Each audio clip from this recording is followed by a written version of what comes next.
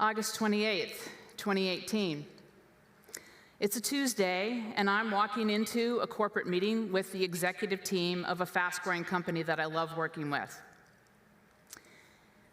I can feel that the air is somber, and I'm quickly escorted back to the conference room where the VP for operations tells me that the CEO's son had passed away from a drug overdose several days earlier. I take a breath, because the fear in the executive's eyes that day was like looking at myself in a mirror.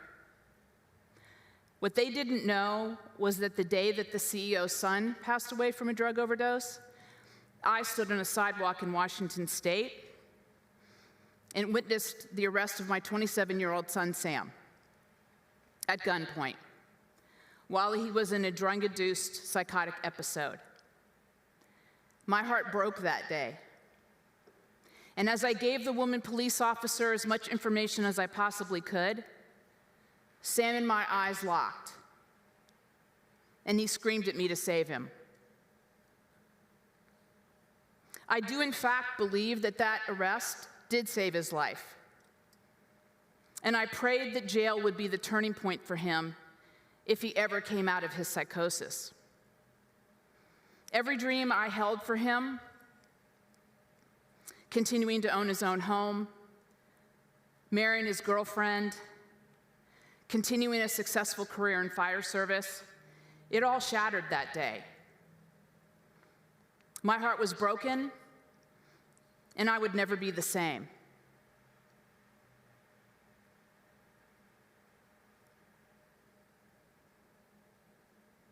Everything changed in that moment. And I was literally catapulted into uncharted territory.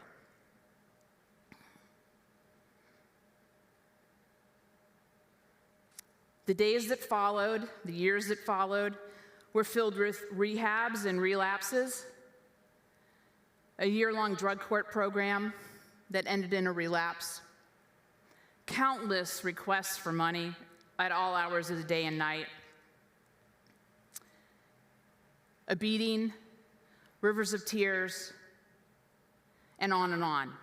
The chaos of addiction goes.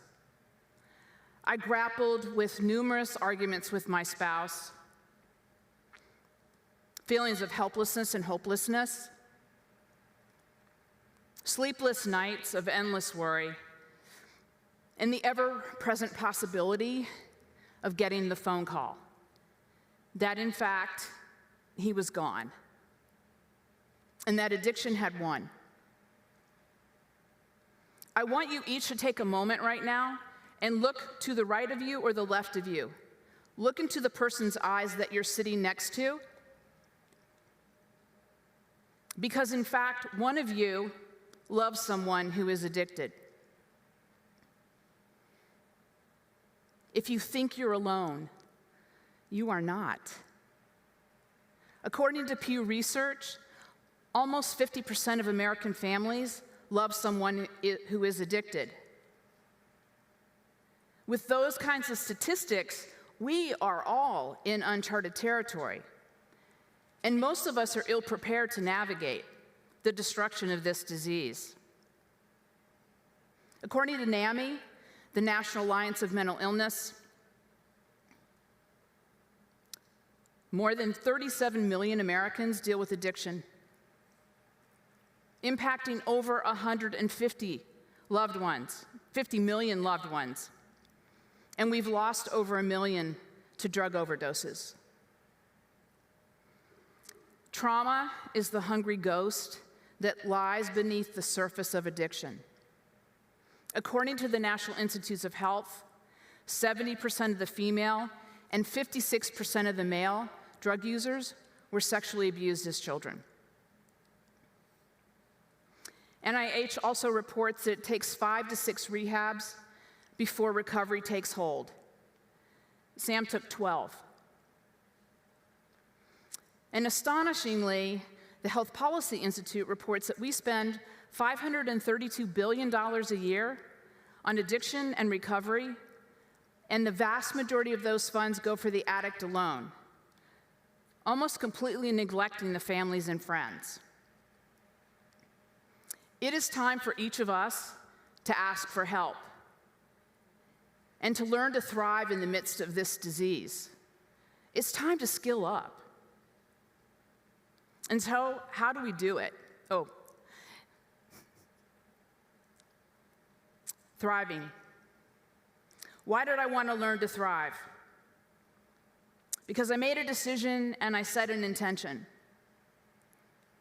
That in fact, if Sam popped out the other side of his addiction, I wanted him to find a thriving mama who had learned to prioritize her own well-being. And I absolutely refused to give his addiction the power to destroy the other parts of my life. Okay, so I wanted to thrive in the midst of this. I didn't want to just survive, and I want that for each one of you too. So how do we do it? I started that Saturday night by literally dropping to my knees up in the hotel room, and I sobbed until I had no more tears. I let my spouse take care of me. I ate, I slept on the car ride home to Oregon the next day, and then I got on the phone with one of my close friends in Washington and I asked for help. And I asked Diane, in her vast network, who did she know that could help me learn to navigate the jail system, which was completely unknown to me. And she gave me Grace's name, First Lifeline.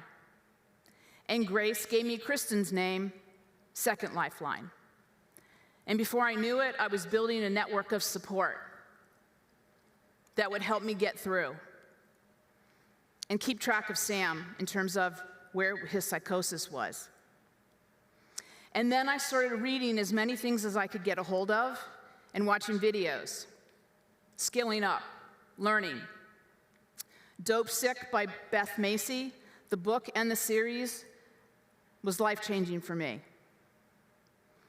Dr. Kevin McCauley did a video called Pleasure Unwoven, a personal journey about addiction that was also life-changing.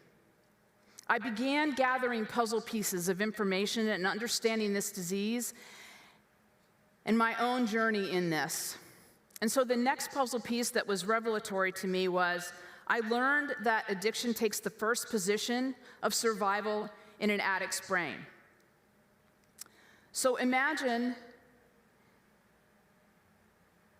if your brain tells you that you need fentanyl in order to survive. What do you think you're going to do? You're going to spend your entire day getting fentanyl because you need it every hour and 15 minutes. It completely hijacks your life. Next puzzle piece. I got a hold of a friend of mine who's been 30-plus years in recovery from meth addiction, and I asked her, how do I support Sam in the midst of his journey? What she said to me was so amazing. She said, when he comes to you for money, it has nothing to do with your relationship. It is simply a transaction for him. If you don't give him money, it is swipe left and he moves on. I had no idea. At this point in the journey for me, I was so desperate to do something for him, that mama code, that when I hit Cash App Send, I felt better. It didn't help him. That was about me. So I had to wrestle with this and get on the other side of it because I refused to be the last $10 that he ever got. Next puzzle piece. Almost everybody that I've talked to that's in recovery has told me, you can't fix him, you can't save him, you can't control him. Holy crap. This was on his terms. This was his journey. However, I could love him with boundaries, and I made that abundantly clear on so many occasions.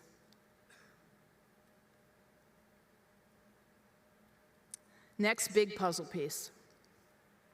self-care became paramount.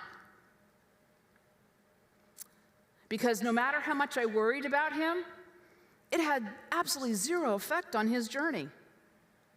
But it had a super destructive effect on mine. And so I committed to consistently working out 4 to 5 times a week, a day, a week. I created a practice of gratitude. I ate healthy. I drank water. I surrounded myself with communities of people that have loved me and supported me through this whole journey.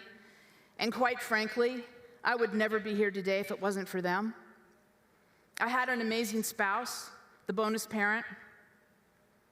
I watched hilarious movies. I read inspiring books. I backpacked and I hiked every summer. I got out in nature, no matter what was happening with Sam. And that regimen of self-care allowed me to lean into the question, what are the gifts and lessons and opportunities embedded in this experience for me? And to actually embrace the mantra, I'm willing to release the need to worry. And I was. And slowly but surely, over the last 6 years, clarity and compassion have emerged. The puzzle pieces have begun to fall into place. And I was able to grapple with some of the deepest questions for me, which was, how could I truly love him deeply and myself while witnessing this torturous journey? Was it even possible to love him with boundaries? The answers emerged. Yes, I could. Yes, I can. Yes, I will. Yes, I am. And so what was once completely unknown and uncharted territory for me became visible. The puzzle pieces fell into place. I had my power back. I had skilled up. Sam and my journey continues to this day. He is now a little bit more than 11 months clean and sober. And I am